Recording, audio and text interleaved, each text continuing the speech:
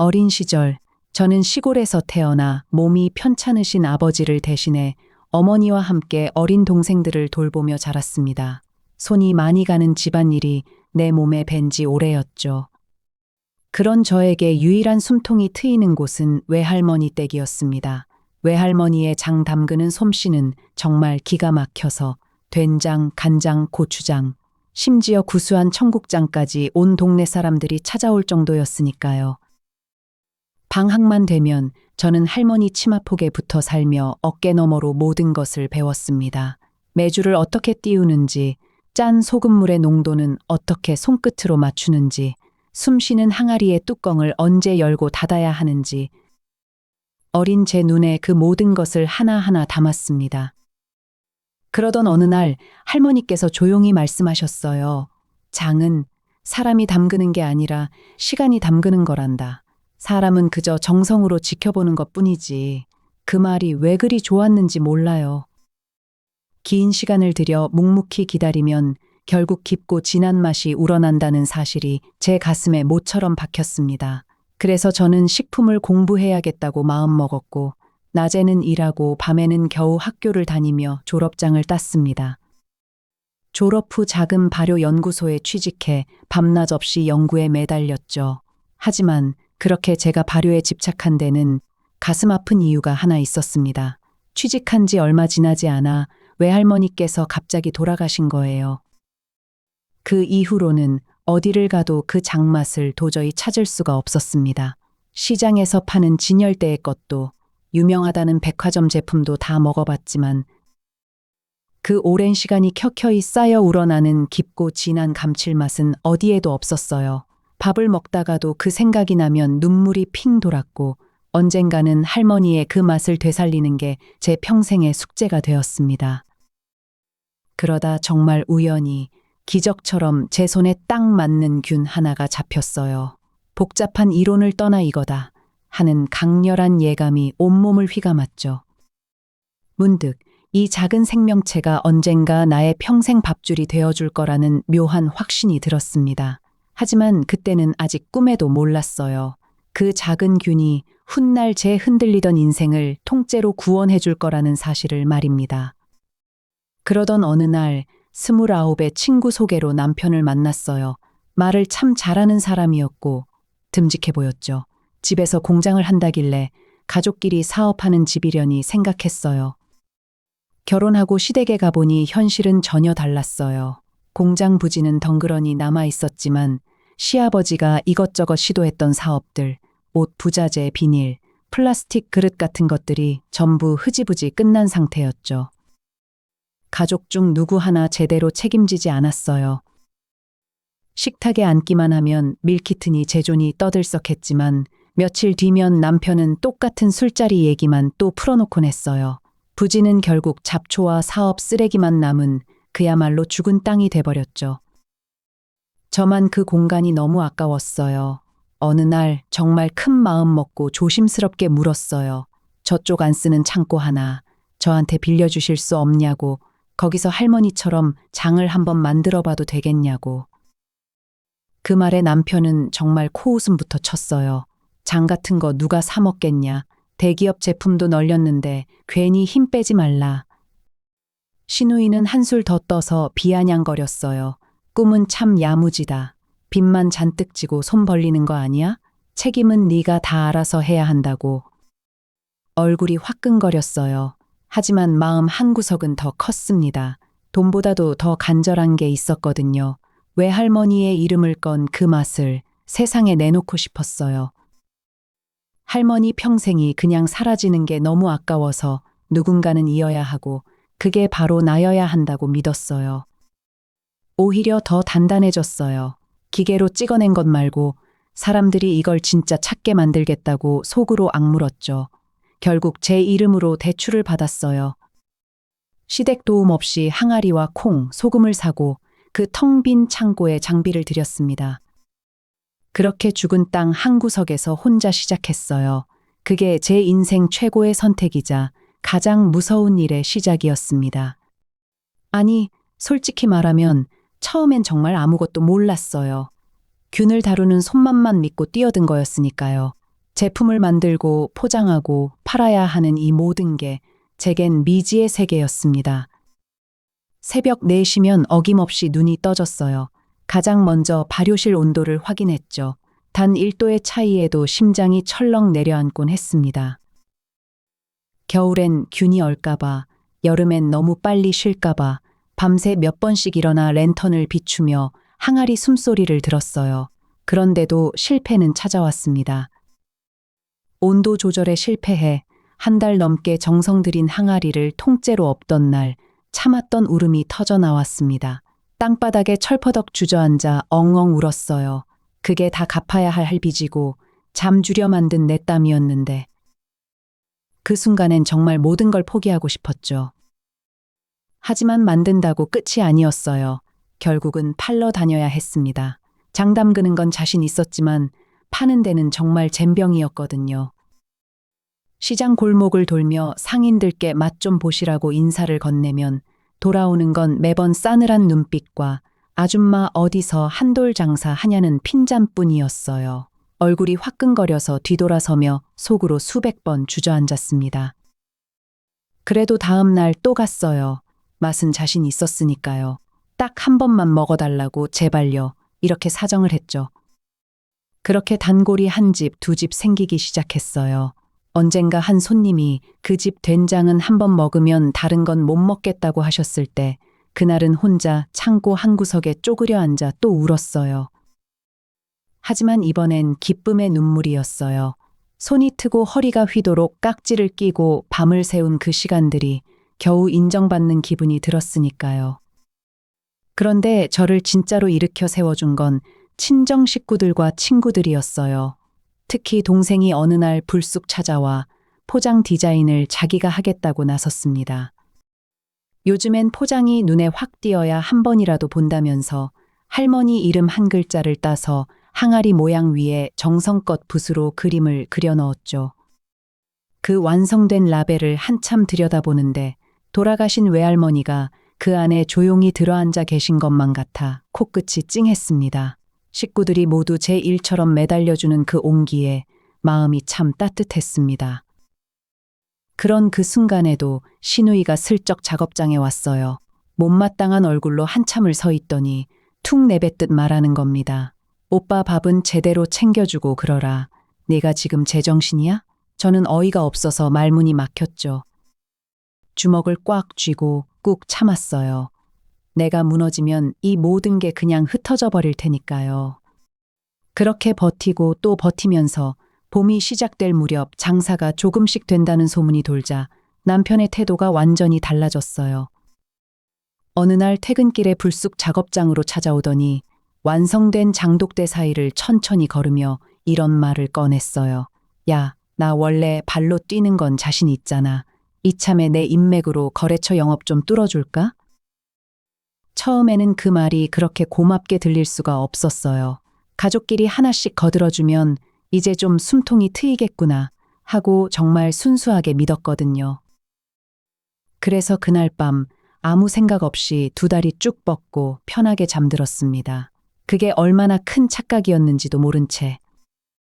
며칠 뒤 시누이까지 찾아왔어요. 그동안 제가 하는 꼴을 못마땅해 하던 그 시누이가 이제 와선 이런 소리를 하는 거예요. 옳게, 돈 관리는 그래도 해본 사람이 해야 하지 않겠어? 내가 한번 장부 좀 봐줄게. 그때도 저는 고개를 끄덕였어요. 아, 시댁 식구들도 이제 나를 조금씩 인정해 주는구나. 그런 생각에 마음 한구석이 따뜻해지기까지 했죠. 하지만 결과는 참담했어요. 남편이 다리 놔줬다던 거래처는 전화 한 통으로 허무하게 끊겼고 통화 끝에 남편이 머쓱하게 웃으며 하는 말이 아, 거기 사장님이 갑자기 해외 출장 가셨대 였어요. 저는 아무 말도 못하고 그저 담담하게 고개만 돌렸습니다. 시누이가 봐주겠다던 장부는 숫자 몇 개 적다 말고 탁자 위에 던져놓은 채였고요. 영수증은 구겨지고 찢겨서 다시 손봐야 했어요. 결국 그날 밤 저는 혼자 남아 장부를 전부 새로 맞춰야 했지요. 손이 시려오고 눈이 침침해지도록. 그런데 정말 웃긴 건 그렇게 입으로만 도와준다던 사람들이 손에 흙 한 번 안 묻혔다는 사실을 그때 제대로 깨달았어야 했는데 저는 주문이 갑자기 몰려 일손이 부족해지자 또 어리석게도 시댁 식구들을 떠올렸어요. 모르는 사람보다는 낫겠지 하는 마음에 일당까지 드리며 부탁했죠. 시누이에게 장부 정리를 다시 맡기고 조카에게는 배달과 심부름을 부탁했어요. 그런데 시작부터 삐걱댔습니다. 조카는 며칠을 미루더니 결국 불만 섞인 목소리로 이렇게 말했어요. 왜 숙모, 저 고작 이런 심부름이나 시키려고 부른 거예요? 그 말에 가슴이 철렁 내려앉았지만 저는 또 참았어요. 시누이도 마찬가지였어요. 자질구레한 영수증 모으는 게 자기 체질에 안 맞는다며 책상 앞에서 짜증을 털어냈죠. 그러면서 나중엔 제 얼굴을 똑바로 쳐다보며 당당하게 말했어요. 옳게, 우리 애한테 그런 허드렛일 시키지 마. 알겠지? 그 말에 온몸에 힘이 쫙 빠져나갔습니다. 사업을 굴리는 모든 게 바로 그 자질구레한 것들인데 말입니다. 그게 세상의 끝인 것처럼 느껴졌어요. 그날 저녁 시어머니가 온 가족을 거실로 불러 모았습니다. 차분하게 앉아 계시던 시어머니가 느닷없이 입을 여셨어요. 오늘은 중요한 가족 회의를 하자. 다들 마음을 단단히 먹으라고. 무슨 대단한 안건인가 싶어 숨을 죽이고 있었는데 시누이가 제법 의젓한 얼굴로 말을 꺼냈습니다. 우리 사업도 이제 규모가 커졌으니까 바깥에 나갈 때 명함이 있어야 하지 않겠어요? 그 말에 시조카가 얼른 고개를 끄덕이며 끼어들었죠. 맞아요. 저도 명함 없으면 취급도 안 해주더라고요. 나는 실장이나 본부장 정도는 되어야 할 것 같은데. 20살간 넘긴 대학생이 본부장이라니 정신이 아득해졌어요. 회사를 동네 문방구만큼이나 쉽게 보는 거구나 싶었습니다. 그런데 시어머니는 그 말이 흐뭇한지 눈을 가늘게 뜨며 맞장구를 치셨어요. 그래, 우리 손주 피는 못 속이지. 어릴 때부터 독했잖아. 실장쯤 달아주면 더 기를 펴고 잘할 거야. 그리고 회사는 요직을 딱 잡아야 남한테 안 휘둘리는 법이야. 식구들은 서로 자기 직함을 챙기느라 정작 어떻게 일할지는 한마디도 꺼내지 않았어요. 제 이름은 아예 거론조차 되지 않았고 저는 그저 소파 한쪽에 앉아 듣고만 있었습니다. 한참 뒤 시어머니가 정리하듯 한마디 던지셨어요. 대표는 큰애가 하는 게 맞아.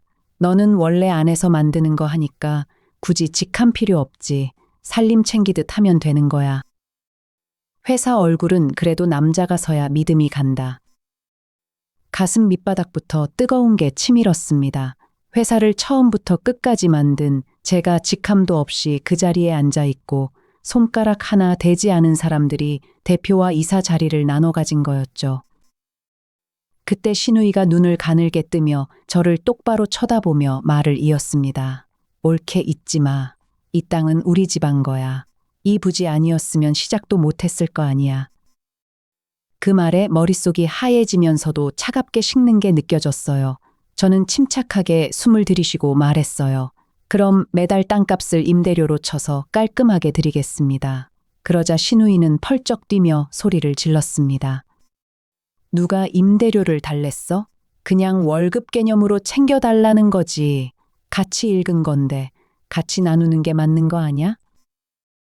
같이 읽은 게 뭐가 있냐고 소리 지르고 싶었지만 그날 처음으로 시댁 식구들의 얼굴에서 낯선 집요함을 읽었어요. 일은 하지 않으면서 수익만 나누겠다는 못된 속셈이 너무도 선명하게 보였습니다. 임대료는 금액이 딱 정해지니까 싫고 월급이면 한도 없이 바랄 수 있다는 의도가 드러난 거였죠. 그 순간 제 안의 모든 감정이 얼음처럼 차갑게 가라앉으면서 단 하나의 결심이 섰습니다. 더는 이렇게 당하고만 있을 수 없다고. 차라리 잘 됐다고 생각했어요. 이 사람들이 사업의 핵심을 모르는 게 오히려 다행이었죠. 만약 거래처나 제조 비법, 자금줄까지 속속들이 알게 된다면 정말로 회사를 통째로 빼앗겨도 할 말이 없을 거예요. 그래서 저는 조용히 계획을 세웠어요. 진짜 중요한 일에는 절대 그들을 끌어들이지 않기로 맘먹은 거죠. 대신 매달 적당한 돈을 건네주면서 그들의 욕심을 잠재우기로 했어요. 시키는 일은 단순한 잡무뿐, 창고 정리나 택배 포장 같은 사소한 것들만 맡겼어요. 그들이 명함 속 화려한 직함에만 집중하도록 교묘하게 유도했죠. 이 모든 건 치밀한 계산이었어요. 시댁 앞에서는 한층 더 공손하고 순종적인 척 연기했어요. 하지만 절대 두려워서 고개를 숙인 게 아니었어요.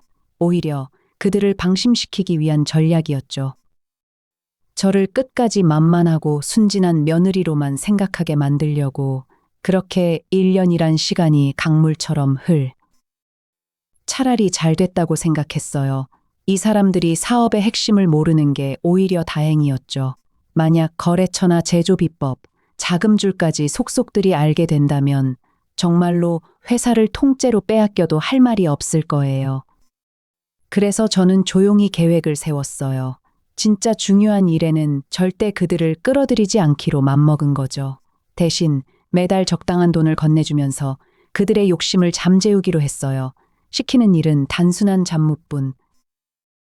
창고 정리나 택배 포장 같은 사소한 것들만 맡겼어요. 그들이 명함 속 화려한 직함에만 집중하도록 교묘하게 유도했죠. 이 모든 건 치밀한 계산이었어요. 시댁 앞에서는 한층 더 공손하고 순종적인 척 연기했어요. 하지만 절대 두려워서 고개를 숙인 게 아니었어요. 오히려 그들을 방심시키기 위한 전략이었죠.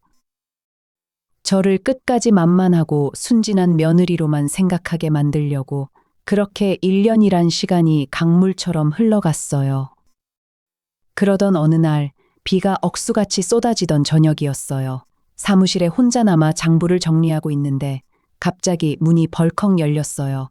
신우이가 우산도 없이 물에 흠뻑 젖은 채로 들어섰어요. 그녀의 눈빛은 더 이상 예전의 교활한 것이 아니라 분노와 조바심으로 가득 차 있었어요. 언니, 무슨 일이에요? 이렇게 비를 맞고 오시다니. 내가 놀라서 물었지만 그녀는 내 말을 자르고 소리쳤어요. 됐고, 이게 뭐야, 올케? 그녀가 탁자 위에 봉투를 내던졌어요. 그 안에는 이번 달에 드린 현금이 그대로 들어 있었어요. 나는 침착하게 의자에 앉아 그녀를 올려다봤어요. 무슨 문제라도 있으세요? 그녀는 씩씩대며 말했어요. 이걸로는 안 돼. 이제 우리도 지분을 달라고. 내 동생이랑 나는 이 회사의 공동 창업자나 마찬가지야. 당신 혼자 이익을 독식하는 건 불공평해. 그 말에 내 속에서 무언가가 딱 끊어지는 소리가 났어요. 1년 동안 참아왔던 모든 배신감과 분노가 마치 끓어오르는 용암처럼 치밀었어요. 하지만 나는 더 이상 당하지 않아요.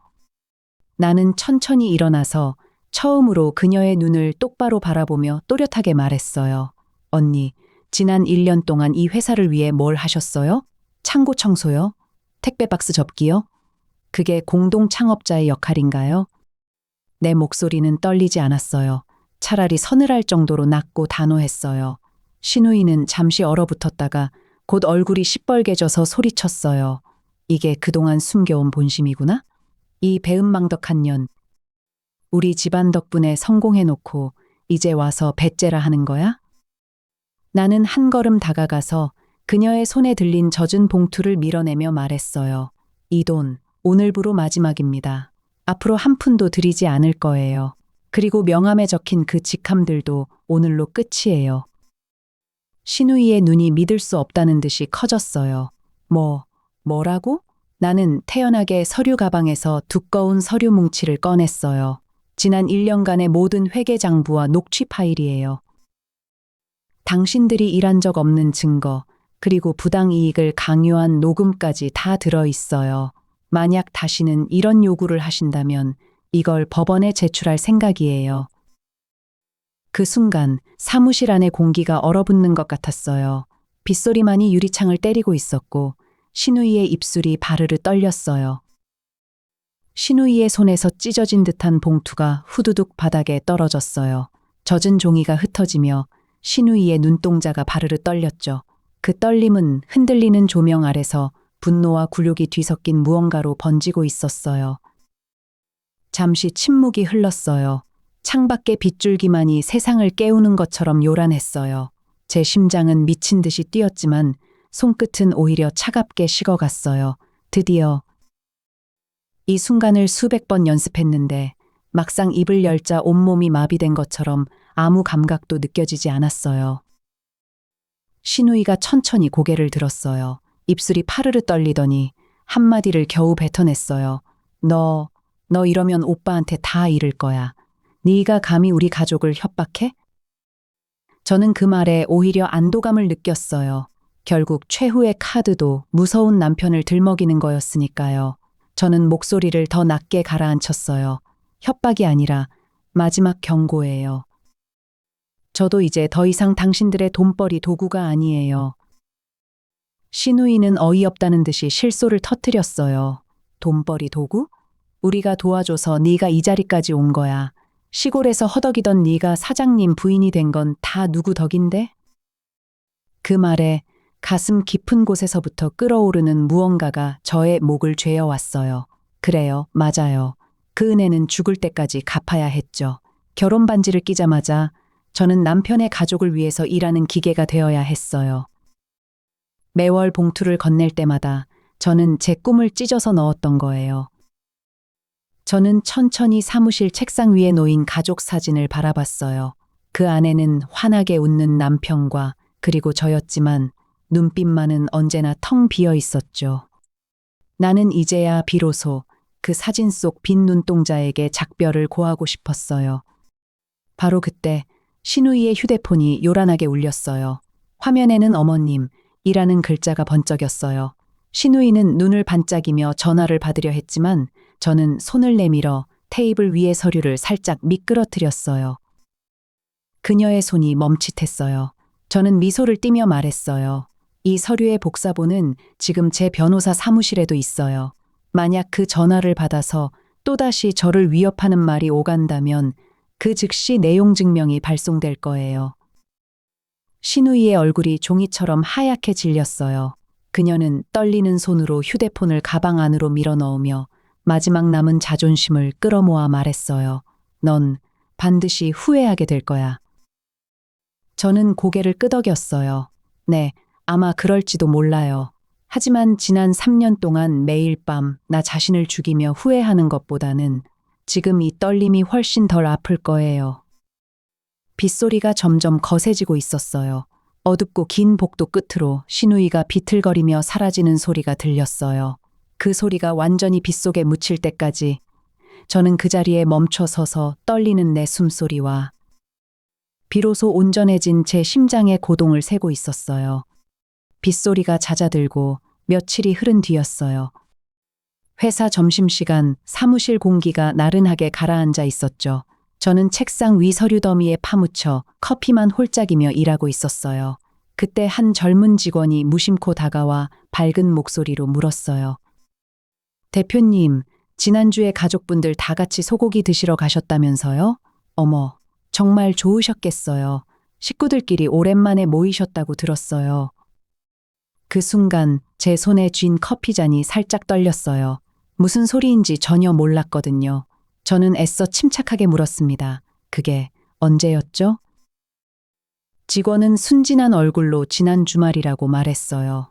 사모님께서, 그러니까 신우이 언니가 예약하셨다면서 자랑하시더라고요. 심장 속에서 뭔가가 서서히 무너지는 기분이었어요. 가족들이 모두 모여 근사한 소고기집에서 식사를 했는데 저만 몰랐고 저만 그 자리에 없었던 거예요. 누구 하나 전화 한 통 없었죠. 저는 그 자리에서 얼어붙어 직원의 당황한 표정을 보며 겨우 웃음을 지었습니다. 아, 맞다. 그날 내가 좀 바빴지. 하지만 머릿속은 온통 소용돌이였어요. 이게 처음이 아니었거든요. 생일, 아이들 돌잔치, 저녁 모임. 나는 늘 혼자 남아 회사와 집안일을 도맡았고 그들은 나를 빼놓고 즐거운 웃음을 나누었죠. 그날 처음으로 가슴속에 차가운 칼날이 박혔어요. 나는 가족이 아니라 그저 이 집안의 일꾼이구나. 그리고 진짜 충격은 바로 다음 순간에 찾아왔어요. 퇴근 후 남편의 휴대폰이 울리지 않았는데도 화면에 팝업 메시지가 떠올랐어요. 항공사 예매 확인 알림이었죠. 시어머니 생신 기념으로 온 가족이 일본 여행을 가는 거였어요. 35명의 좌석이 예매되어 있었습니다. 시어머니, 시아버지, 시누이, 그 남편, 그리고 우리 남편, 그 5명의 이름만 선명하게 적혀 있었어요. 제 이름은 처음부터 빠져 있었습니다. 단 한 번도 같이 갈 생각이 있느냐고 묻지도 않았던 거예요. 회사와 이 집을 먹여 살리느라 밤낮 없이 몸 바쳐 일한 저를 그들은 당연히 없어야 할 존재로 여기고 있었던 겁니다. 손이 떨려서 인터폰을 제대로 들지도 못했어요. 그 화면을 몇 분이나 멍하니 바라봤습니다. 방 안 공기가 점점 차가워지는 게 느껴졌어요. 눈물은 안 났어요. 대신 분노가 아닌 어둡고 조용한 결심이 목구멍까지 차올랐죠. 나는 밤새 침대에 누워 천장을 응시했어요. 남편은 아무 일 없다는 듯 잠들어 있었고요. 나는 이를 악물며 마음속으로 다짐했습니다. 좋아, 어디 한번 끝까지 가보자고. 네가 나를 먼저 버린 거야. 이제 나도 더 이상 혼자가 아니라고. 여행 당일 아침, 나는 아무렇지 않은 척 남편의 캐리어를 정리해 주었다. 양말을 가지런히 접고 면도기를 챙기며 겉으론 웃고 있었지만 손끝은 미세하게 떨렸다. 남편은 커피를 홀짝이며 회사 잘 지키고 있으라며 건성으로 말을 건넸다. 그 눈빛에는 미안함 따윈 없었다.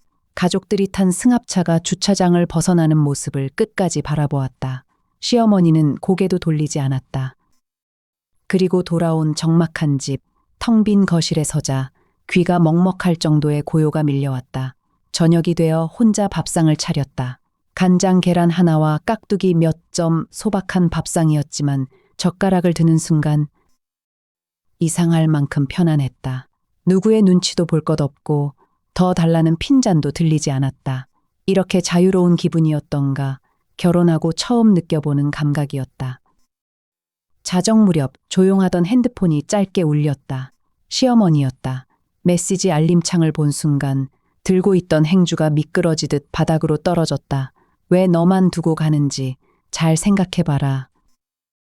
그 짧은 문장 하나가 지난 10여 년간 내가 당한 멸시와 조롱을 한 방울도 남김없이 농축해 있는 듯했다. 등골이 서늘해지고 숨이 멎는 듯한 소름이 전신을 훑었다. 그 직후 단체 대화방에 사진이 연달아 올라왔다. 신우이가 찍어 올린 사진이었다. 술잔을 부딪히며 모두가 활짝 웃고 있는 얼굴들. 카메라 플래시에 반사된 시어머니의 금팔찌가 유난히 번쩍였다. 얼마 지나지 않아 신우이가 내게 따로 메시지를 보내왔다. 옳게 잘 쉬고 있지? 일 때문에 고생 많았잖아. 끌고 다니면 오히려 피곤할까 봐서 많이 배려한 거야. 섭섭하게 생각하지 마. 배려한 거야. 그 단어를 입속으로 곱씹자 화가 치밀어 올랐다. 그 순간 머릿속에 낯선 장면이 스쳤다. 남편이 며칠 전부터 일본어 비즈니스 회화책을 뒤적이고 있던 모습, 심지어 화장실에서 뭔가를 웅얼거리기까지 했다. 평소 여행 준비라곤 골프채 챙기는 것 외엔 해본 적 없는 사람이었다. 의심은 순식간에 확신으로 변했다. 나는 곧바로 노트북을 열고 남편의 회사 메일 계정에 접속했다. 거기엔 일본 유통회사와 주고받은 계약서가 고스란히 남아 있었다. 우리 회사를 통째로 넘기는 조건, 거래 금액, 도장을 찍을 날짜까지, 그리고 남편이 직접 보낸 답장, 이번에 가서 제가 직접 마무리하겠습니다. 현지 운영자는 저희 쪽에서 알아서 정리하겠습니다. 정리하겠습니다. 그 말은 나라는 존재를 말끔히 없애버리겠다는 뜻이었다. 외할머니의 손맛을 되살리겠다고 밤잠도 제대로 못 자고 피땀 흘려 키운 이 회사를 그들은 그저 처분하고 돈을 나눠 가지기 위한 장부 속 한 줄짜리 항목으로 만든 것이다. 눈시울이 뜨거워졌다. 하지만 이내 모든 감정이 딱 멈춰섰다. 그래, 너희가 그렇게 나온다면 좋아, 덤벼. 근데 너희가 아직 모르는 게 하나 있어. 나는 이제 혼자가 아니야. 날이 밝자마자 나는 가장 믿는 친구에게 전화를 걸었다. 오늘 시간 내달라고 급한 일이라고 서류를 한가득 챙겨들고 달려갔다. 특허 등록증, 통장 사본, 거래처 계약서, 그리고 남편의 이메일까지. 친구의 책상 위에 전부 펼쳐 보였다. 그 친구는 묵묵히 서류들을 살피다가 안경을 벗어 단정히 접고 나를 똑바로 바라보았다. 그리고 조용히 그러나 또렷하게 물었다. 너 그동안 호구였던 거 알고 있었니? 나는 비릿한 미소를 지으며 대답했다. 누구보다 더 잘 알고 있어. 하지만 오늘부턴 아니라고. 친구가 고개를 끄덕였다. 그래, 약속할게. 이제 너는 절대 호구가 아니야. 친구의 그 말에 내 마음속에서 뭔가가 뜨겁게 끓어올랐다. 분노도 슬픔도 아닌 바로 의지였다. 이제는 정말 나를 지키겠다는 의지. 나는 그가 건넨 커피잔을 두 손으로 감싸 쥐며 그의 책상 앞에 앉았다. 책상 위에는 내가 가져온 서류들이 복잡하게 펼쳐져 있었다. 친구는 다시 안경을 쓰고 특허 등록증을 집어들었다. 가느다란 손가락이 문서의 조항 하나하나를 짚었다. 이 균주 특허는 내 이름으로 되어 있어. 그리고 이 발효 제조법도 전부 너 개인 명의야. 친구의 목소리는 차분했지만 그 안에는 확신이 가득했다. 회사가 네 제품을 팔긴 하지만 그 핵심 기술은 내 머릿속과 이 서류에만 존재해. 다음으로 그가 통장 사본을 들어 올렸다. 저들이 탐내는 이 돈 전부 내 발효 기술에서 나온 거라고. 그렇다면 너는 내가 생각하는 것보다 훨씬 더 강력한 패를 쥐고 있는 거야. 그 순간 온몸에 짜릿한 전율이 흘렀다. 나는 직함도 없이 구석방에서 일만 하던 사람. 하지만 실상은 회사의 심장이었다. 그들이 탐내던 모든 돈의 근원은 바로 나였던 거다. 숨이 턱 막혔다. 친구는 잠시 말을 멈추고 나를 똑바로 바라보았다. 그리고 조용히 그러나 단호하게 말을 이었다. 회사를 통째로 팔아도 너만 빠지면 그 회사는 빈 껍데기일 뿐이야. 땅도 건물도 거래처도 알맹이 없는 깡통이 되는 거지. 그 말이 마치 칼날처럼 가슴 한복판을 찔러왔다. 그 말은 아픔이 아니었다. 오히려 나를 올가매고 있던 마지막 족쇄가 풀리는 소리였다. 나는 천천히 고개를 끄덕였다. 눈앞이 점점 또렷해졌다. 하지만 오빠, 그들이 가만히 있을까? 내 목소리는 떨리고 있었다. 내가 빠진다고 하면 분명히 법적 조치를 취할 거야. 계약 위반이라며 나를 범죄자로 만들 수도 있어. 친구가 피식 웃음을 흘렸다. 법, 그래 좋아. 그가 자리에서 일어나 창가로 걸어갔다. 빗줄기가 더욱 굵어져 유리창을 때리고 있었다. 그는 빗소리를 배경 삼아 마치 승부사처럼 말을 이었다.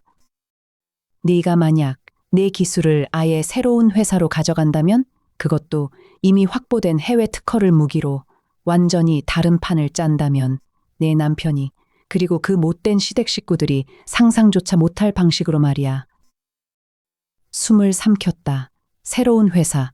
친구는 내게 다가와 아까보다 더 낮은 톤으로 속삭였다.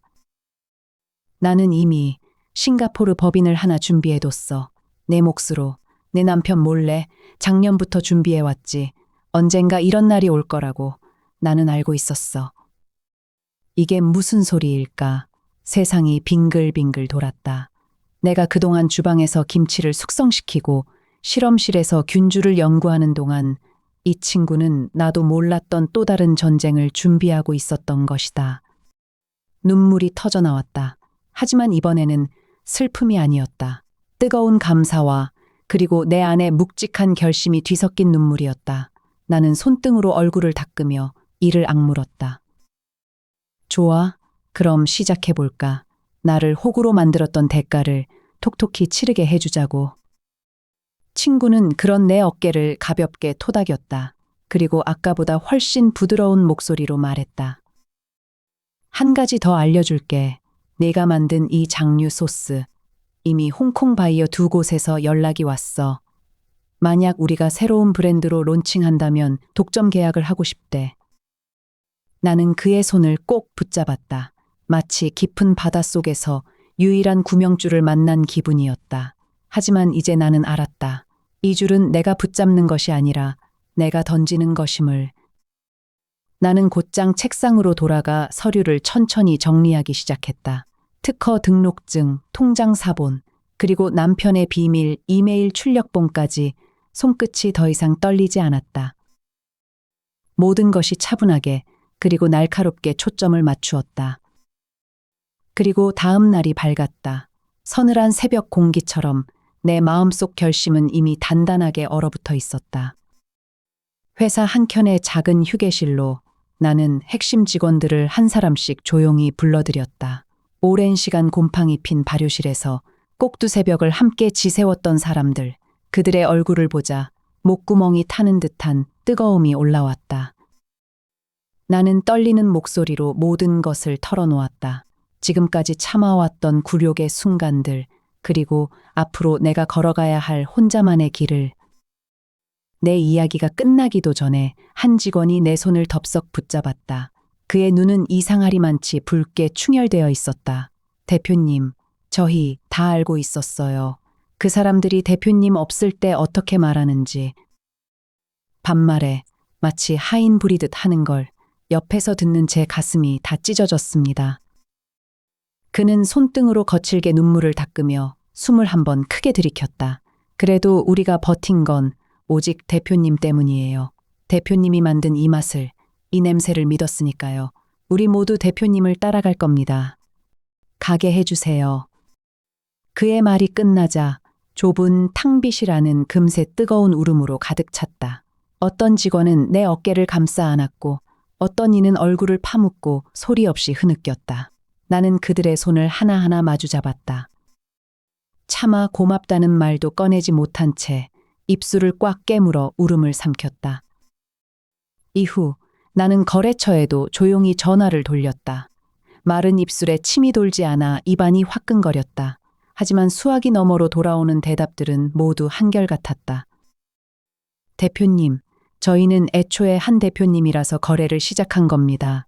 만약 한 대표님이 빠지시면 저희도 계약을 다시 생각해봐야 합니다.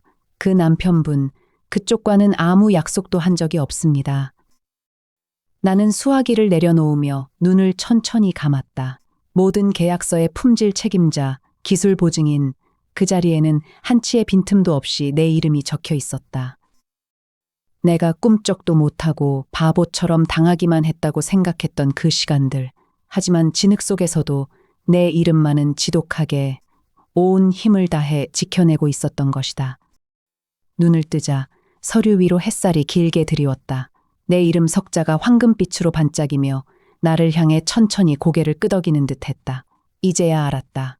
이 모든 것이 나를 지키는 가장 단단한 방패였다는 사실을. 잠시 후 나는 핸드폰을 들고 마지막 남은 창구에 전화를 걸었다. 김 변호사님, 오랜만에 연락드려 죄송합니다. 내 목소리는 예상보다 훨씬 차분하게 가라앉아 있었다. 풍파를 다 겪은 바다처럼 깊고 무거운 고요함이 목청을 감쌌다. 전화기 너머로 김 변호사의 약간 놀란 듯한 숨소리가 새어나왔다. 한 대표님, 아닙니다. 그런데 이 시간에 웬일이십니까? 목소리 끝에 묻어나는 미심쩍음, 당연했다. 작년 이맘때 나는 그의 사무실에서 통곡하며 이혼 소송을 의뢰했으니까 그때 나는 모든 걸 빼앗길까봐 벌벌 떨던 한 마리 작은 참새에 불과했다. 짧은 침묵을 깨고 내가 담담하게 입을 열었다. 소송 취하하고 싶어서 연락드린 게 아닙니다. 그때 말씀드렸던 남편의 배임 증거 말인데요. 추가 자료가 생겼습니다. 김 변호사의 목소리가 순간 날카로워지며 사무적으로 변했다. 말씀해 보십시오. 나는 서류 더미 위에 가지런히 놓인 계약서 사본들의 시선을 고정했다. 내 손톱 밑에 박혔던 흙처럼 익숙한 내 이름 석자가 붉은 법인 인감 옆에 단단히 박혀 있었다. 지난 7년간 제가 직접 서명한 모든 BBB 계약서입니다. 전량 품질 보증 책임자가 저로 되어 있고 기술 자문 명의도 전부 제 앞입니다. 남편은 단 한 번도 이 계약서들에 법적 책임자로 이름을 올린 적이 없습니다. 나는 말을 멈추고 조금 전 협력업체 사장님이 했던 말을 천천히 되새겼다. 만약 한 대표님이 빠지시면 저희도 계약을 다시 생각해봐야 합니다. 입술 사이로 희미한 한숨이 섞인 웃음이 새어나왔다. 남편은 이 사실을 모르고 있습니다. 회사가 오로지 자기 돈으로만 굴러간다고 믿고 있죠. 그런데 지금 당장 법원에 회사 자산 동결 신청을 넣으면 어떻게 될까요? 수화기 너머로 서류 넘기는 소리와 짧은 혀 차는 소리가 들렸다. 김 변호사, 이 사람 내 앞에서는 한 번도 보여준 적 없는 무게감 있는 흥분이 목소리에 배어 나왔다. 한 대표님, 이거 완전한 게임 체인저입니다. 기술력과 영업 신뢰도를 증명할 수 있는 모든 법적 권리가 대표님께 집중되어 있군요. 배임은 물론이고 업무상 횡령과 사기죄까지 추가 소송이 가능하겠습니다. 남편분은 지금 자기 손으로 회사 목을 조르고 있는 셈입니다. 나는 눈을 감았다. 그의 말 한마디 한마디가 건조한 내 심장의 뜨거운 피를 수혈하는 듯했다. 목적 없는 복수가 아니라 차가운 생존의 계산을 할 수 있게 된 것이다. 나는 의자에서 일어나 탁 트인 유리창가로 다가갔다. 도시의 야경이 건물 아래로 아득하게 깔리며 수많은 불빛들을 내 발밑으로 데려다 놓았다. 김 변호사님, 네 대표님. 아주 조용히 지진이 나기 직전에 대지를 걷는 발걸음처럼 신중하게 나는 속삭였다. 내일 아침 9시 정각에 남편이 회사 문을 열기 전에 그 녀석 사무실 집기를 전부 가압류해 주세요. 아, 그리고 공장 생산 라인도 묶어두시시고요. 김 변호사는 대답 대신 길고 의미심장한 숨을 한번 깊게 들이마셨다. 그것은 예스였다. 전쟁의 포고였다. 나는 손끝으로 차가운 유리창을 한번 톡 두드리며 7년 만에 처음으로 진심으로 미소 지었다. 마지막으로 한 가지만 더 부탁드릴게요. 이 소송이 진행되는 동안 상대 측 변호사에게 절대 협상의 여지를 주지 말아주세요. 내가 받을 고통이 아니라 내가 가진 힘으로 그를 지옥에 가둬야만 내 인생의 봄은 다시 찾아올 테니까요. 아침 9시, 정확히 김 변호사가 움직인 그 시각이었다. 나는 이미 텅 빈 발효실 한가운데 서서 저 멀리서 들려오는 익숙한 발소리를 기다리고 있었다. 낡은 출입문이 삐걱 하고 열리는 소리가 고요한 공장 전체에 메아리 쳤다. 평소처럼 의기양양하게 바이어를 맞이하겠다는 들뜬 기대로 가득 찬 그들의 구두 소리가 콘크리트 바닥을 울리다가 갑자기 멈췄다. 이게 도대체 무슨 일이야? 신우이의 찢어지는 비명이 빈 공간을 찢어 놓았다. 나는 뒤돌지 않았다. 그들의 충격이 내 등 뒤로 폭풍처럼 밀려왔다. 항아리 하나 남아있지 않은 철선반의 앙상한 뼈대, 바닥에 선명하게 남은 기계 자국의 그림자, 먼지 쌓인 직원들, 책상 위에 놓인 빈 머그잔들, 어제까지 북적이던 이곳이 하룻밤 사이에 유령의 창고가 되어 있었다. 뭐야 이거, 회사가 왜 하룻밤 만에 이렇게. 조카의 멍한 중얼거림이 들렸다. 믿기지 않는다는 듯 눈을 깜빡이며 두리번거리는 기척이 느껴졌다. 나는 천천히, 아주 천천히 몸을 돌려 그들을 마주했다. 신우이의 얼굴은 새파랗게 질려 있었고 눈동자는 공포로 떨리고 있었다. 남편은 무엇보다 분노에 휩싸여 마치 나에게 달려들 듯이 이를 악물며 소리쳤다. 당신 뭘 한 거야? 여기 다 어디로 갔어? 그 순간 나는 7년 만에 처음으로 숨을 깊게 들이마셨다. 마치 이 지옥 같은 결혼 생활 내내 숨죽이며 참아왔던 모든 공기가 마침내 내 폐 속으로 밀려 들어오는 것 같았다. 나는 한 걸음 앞으로 나갔다. 그는 반사적으로 한 걸음 물러섰다. 나는 미소를 머금었다. 뜨거운 것이 눈시울을 찔렀지만 흘리지 않았다. 내 거 내가 가져간 거예요. 목소리는 아주 낮고 담담했다. 마치 일기예보를 알려주듯이 말이다. 신우이가 입을 벌리며 소리치려는 걸 내가 조용히 손을 들어 막았다. 저거 만드는 방법 전부 내 이름으로 된 특허예요. 당신들 처음부터 이 회사를 소유한 것 같지만 그 기술은 단 한순간도 당신들의 것이 아니었어요. 남편의 얼굴이 일그러졌다. 무언가 외치려다 말문이 막힌 듯 입만 벙긋거렸다. 나는 빈 공장을 천천히 둘러보며 낡은 지붕 밑으로 수많은 점처럼 떠있는 먼지들을 바라보았다. 이 모든 텅 빈 풍경이 내겐 오히려 꽉 찬 것처럼 느껴졌다. 그들의 무지와 허영으로 채워져 있던 공간을 마침내 비워냈으니까. 손가락 하나 대어본 적 없으면서 그걸 알 리가 없죠. 내 마지막 한마디가 바람처럼 그들 사이를 스쳐 지나갔다. 신우이는 그 자리에 주저앉아 바닥을 치며 울부짖었고 조카는 혼이 빠진 채 입을 열지 못했다. 남편은 잔뜩 부풀었던 가슴이 꺼지며 마치 무너져 내리는 건물처럼 그 자리에서 한없이 작아져 갔다. 나는 천천히 빈 가방 하나를 든 채 그 폐허 한복판을 가로질러 걸어 나왔다. 바깥의 봄 햇살이 내 얼굴을 어루만질 때 비로소 심장이 다시 뛰기 시작했다. 봄바람이 머리칼을 살며시 들어 올렸다. 공장 문을 나서는데 뒤에서 다급한 발소리가 울렸다. 잠깐만, 너 지금 뭐라는 거야? 신우이의 목소리는 갈라지고 떨렸다. 나는 걸음을 멈추고 천천히 뒤돌아보았다. 신우이의 얼굴은 창백했고 눈에는 분노와 당혹감이 뒤섞여 불타고 있었다. 특허라니, 우리 몰래, 도대체 언제 그런 걸. 나는 텅 빈 공장 안에서 울려 퍼지는 그녀의 말에 허탈한 웃음을 삼켰다. 가슴 깊은 곳에서부터 차오르는 쓴웃음이었다. 언제냐고? 내 입술 사이로 바람처럼 흘러나간 한마디가 신우이를 숨막히게 만들었다. 내가 이 발효실에 밤새워 들어앉아 있을 때 언제 한 번이라도 상의해 준 사람 있었어?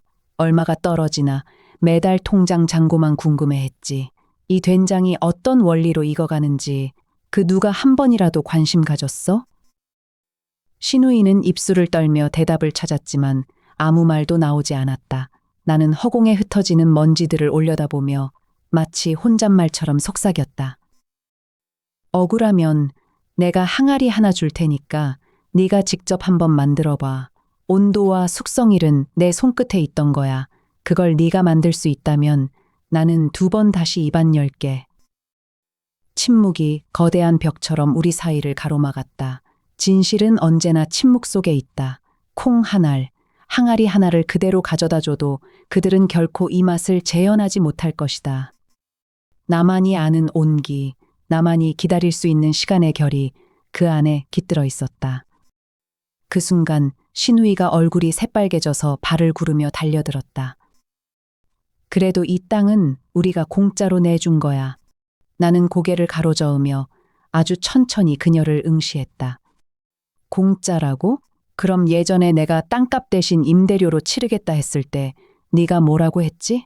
아니라며 월급을 달라고 소리치던 내 입술이 아직도 귀에 선한데 일 한 번 하지 않으면서 열심히 내가 번 돈을 꼬박꼬박 챙겨갔잖아. 그동안 내 통장에 꽂힌 돈이 이 땅값의 몇십 배는 될 거야. 나는 이 집에 빚진 것 하나 없어. 내 목소리는 평온했지만 단 한 글자에도 흔들림이 없었다. 신우이의 입술이 부들부들 떨렸고 날카로웠던 눈빛이 수많은 감정들에 잠식되어 갔다.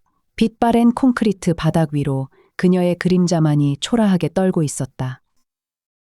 나는 다시 몸을 돌려 서서히 문 밖으로 걸음을 옮겼다. 등 뒤로 더 이상 아무 말도 들리지 않았다. 오직 봄 햇살만이 내 어깨 위로 무겁지도 가볍지도 않은 온기를 내려다주고 있었다. 심장이 다시 뛰기 시작했지만 이번에는 아주 조용하고 단단하게 뛰고 있었다. 저녁 무렵 현관문이 벌컥 열리며 시댁 식구들이 단체로 들이닥쳤을 때 나는 이미 거실 소파에 앉아 기다리고 있었다.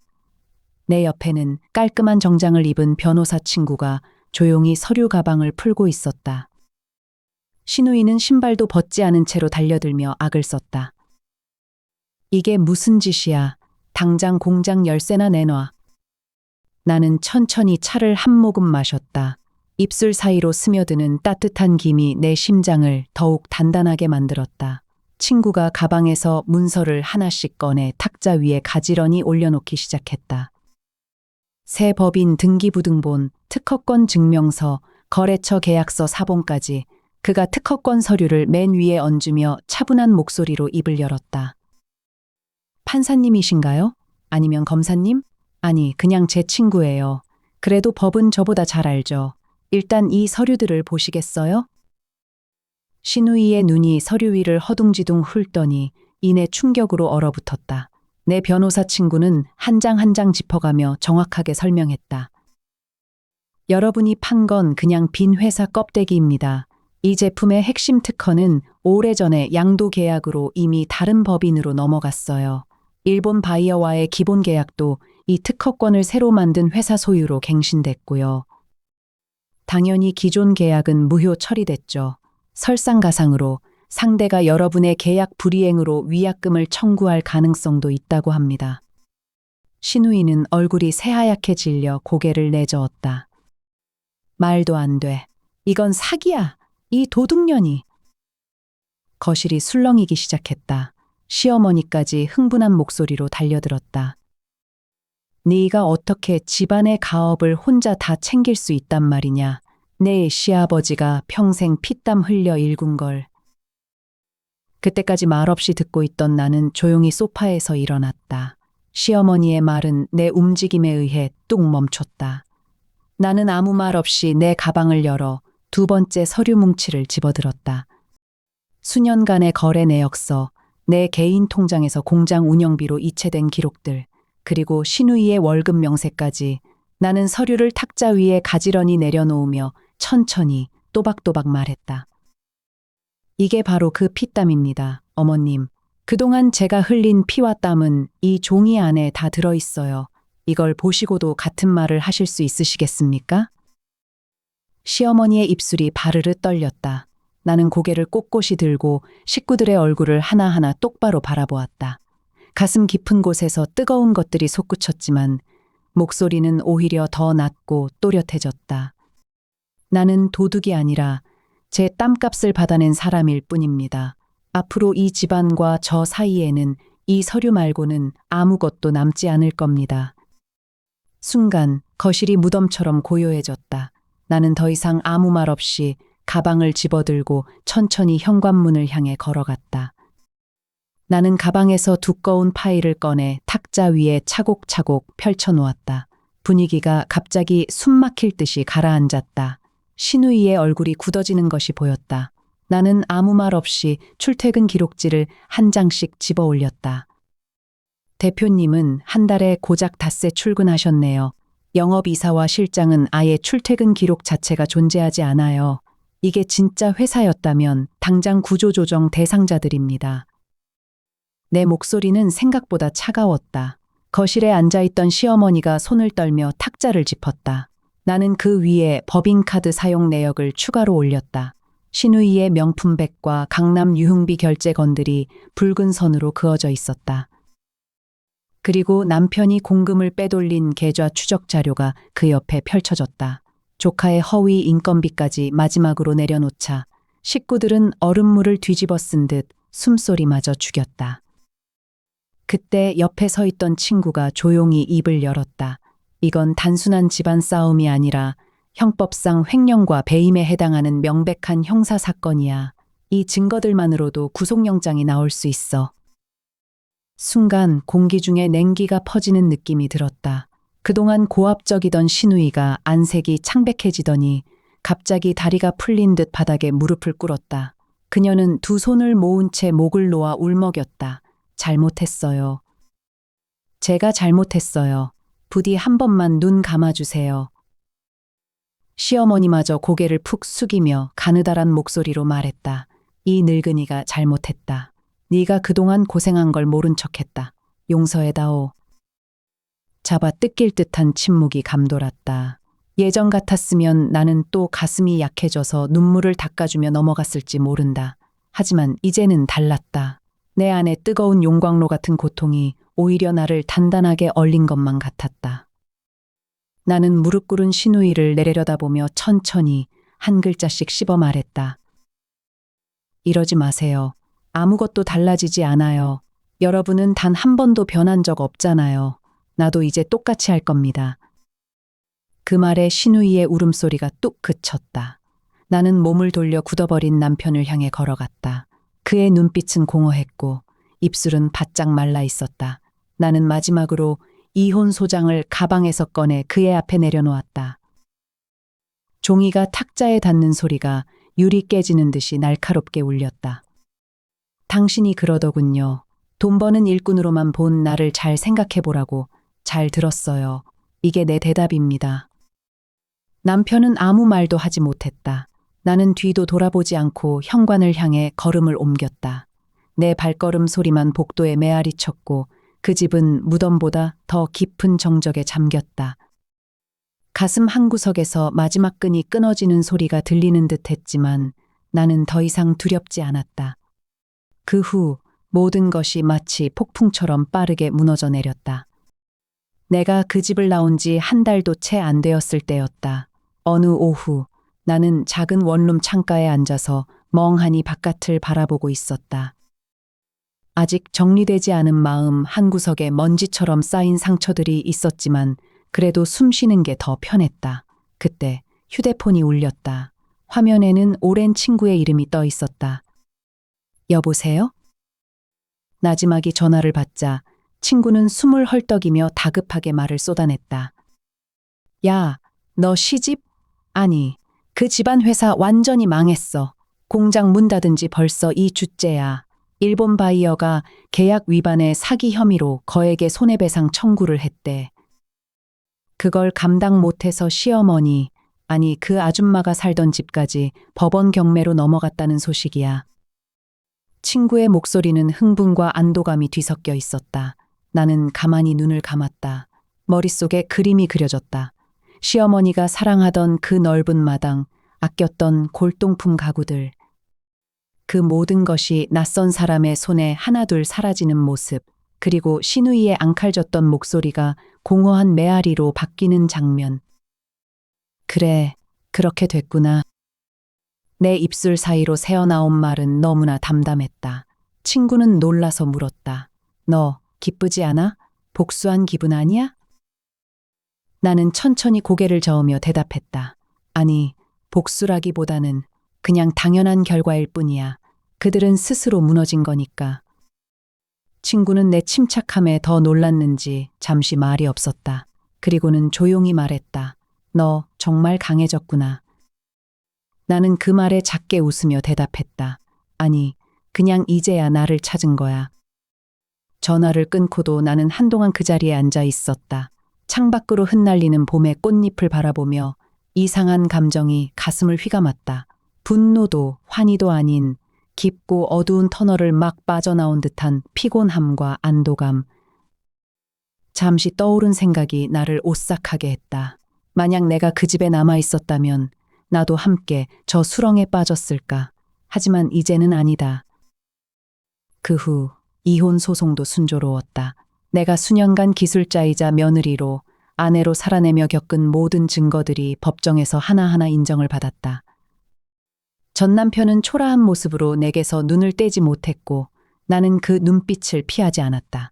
판사는 그동안의 정신적 피해를 인정하여 상당한 위자료를 지급하라고 선고했다. 법정 문을 나서는 내 발걸음은 가벼웠다. 가슴에 아는 서류 뭉치가 내 새 삶의 첫 번째 전리품처럼 느껴졌다. 그리고 며칠 뒤 친구 변호사에게서 또 한 통의 전화가 왔다. 시조카와 시누이, 전 남편이 저지른 회사 공금 횡령과 불법 대출 건이 모두 수사기관에 접수되어 하나둘 죗값을 받게 될 거라는 소식이었다. 나는 담담히 고개를 끄덕이며 말했다. 그래, 그걸로 됐어. 이제 나는 내 인생을 살 거야. 그날 밤 나는 작은 원룸에 불을 켜고 오랫동안 내 얼굴을 거울에 비춰보았다. 지쳐 있었지만 그 눈동자에는 더 이상 두려움이 없었다. 나는 조용히 미소 지었다. 이제 진짜 시작이야.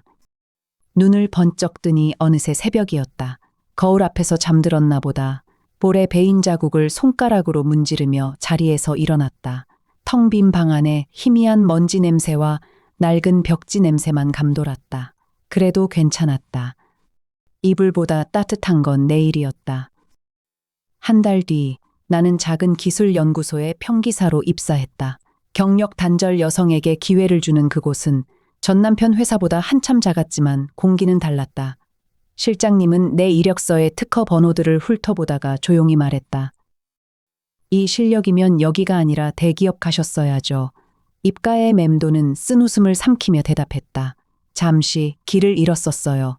이제 찾아가는 중입니다. 실장님은 더 묻지 않았다. 그냥 커피 한 잔을 내 앞에 밀어주었다. 종이컵에서 올라오는 김이 그날따라 유난히 포근하게 느껴졌다. 일에 빠져드는 건 마치 숨쉬기와 같았다. 오토캐드 선이 허공에서 날아올라 장비의 뼈대가 되고 내가 청소차용 소음 저감 모듈을 설계한 지 일주일 만에 시제품 테스트에 합격했다. 퇴근길, 버스 창가에 기대어 스쳐가는 네온 사인들을 바라보았다. 전에는 이런 거리에 서면 숨이 막히는 줄만 알았는데 이제는 모든 불빛이 나를 응원하는 것 같았다. 그러던 어느 금요일 밤 연구소 앞 편의점에서 우연히 신우이를 마주쳤다. 처음엔 알아보지 못했다.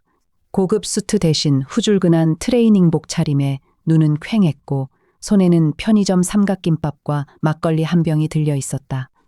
신우이는 나를 보자마자 화들짝 놀라며 물건들을 떨어뜨렸다. 오빠랑 나, 다 너 때문이야. 네가 고소하지만 않았어도 차가운 돌덩이가 가슴을 짓누르는 듯 했다. 하지만 더 이상 두렵지 않았다. 나는 천천히 허리를 숙여 떨어진 김밥을 집어올려 그녀 손에 쥐어주며 말했다. 아니요. 오래전부터 당신들이 스스로 판 무덤이에요. 나는 거기서 기어나왔을 뿐이고 신우이는 할 말을 잃고 입술만 달싹였다. 나는 뒤돌아 걸었다. 다리 떨림이 멈추길 기다리며 밤하늘을 올려다봤다. 별이 참 많았다. 한 번도 올려다볼 여유가 없었던 별들이 머리 위에 가득 쏟아져 내렸다. 며칠 후 친구 변호사가 조심스럽게 물었다. 진짜 다 끝났어. 근데 말이야. 그 오빠 있잖아. 우리 고등학교 선배. 너 아직도 기억하는지 모르겠네. 그 이름을 듣는 순간 봄비 냄새가 섞인 먼 기억 한 조각이 고개를 들었다. 교복을 입던 시절 그 사람이 비 내리는 버스 정류장에서 건네주던 우산 하나. 나는 조용히 미소 지었다. 기억나죠? 그런데 그건 내일 만나서 말할게요. 수화기를 내려놓고 다시 거울 앞에 섰다. 거울 속 여자는 한 달 전보다 훨씬 선명하게 웃고 있었다. 창밖으로 스며드는 밤 공기가 처음으로 달콤하게 느껴졌다. 거울 앞에 선 내 모습은 낯설면서도 편안했다. 창가로 걸어가 밤하늘을 올려다봤다. 별들이 내 가슴 속 묵은 어둠까지 닦아내는 듯 반짝이고 있었다. 나는 조용히 숨을 들이쉬며 천천히 입을 열었다. 이야기를 듣고 계신 분들 중에 지금도 가슴 한구석이 꽉 막힌 것처럼 답답한 분이 계시다면 꼭 드리고 싶은 말이 있습니다. 착하게 사는 것과 만만하게 사는 건 정말 전혀 다른 거였어요.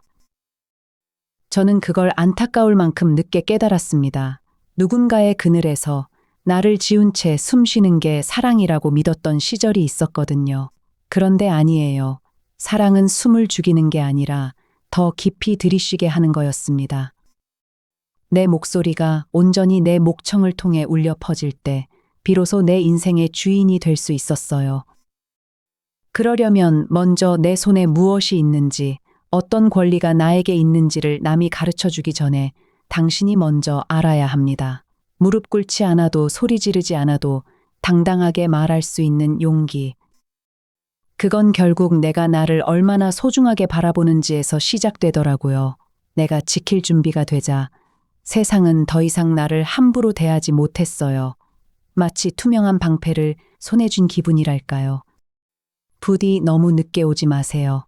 가시밭길을 한참 헤매느라 지친 발걸음을 끌고 40이 다 되어서야 이 사실을 알게 된 저보다 한 걸음이라도 먼저 당신의 빛나는 가치를 알아채셨으면 좋겠어요. 인생은 생각보다 짧지만 우리가 가진 회복력은 생각보다 훨씬 강하다는 걸 잊지 말아주세요. 당신은 누군가의 그림자가 아닌 스스로 빛나는 별입니다. 긴 이야기 끝까지 들어주셔서 진심으로 고맙습니다. 바람이 방 안으로 스며들어 내 뺨을 스쳤다. 그 바람 속에서 나는 처음으로 나 자신을 꼭 안아주었다. 오늘 밤은 유난히도 평화롭고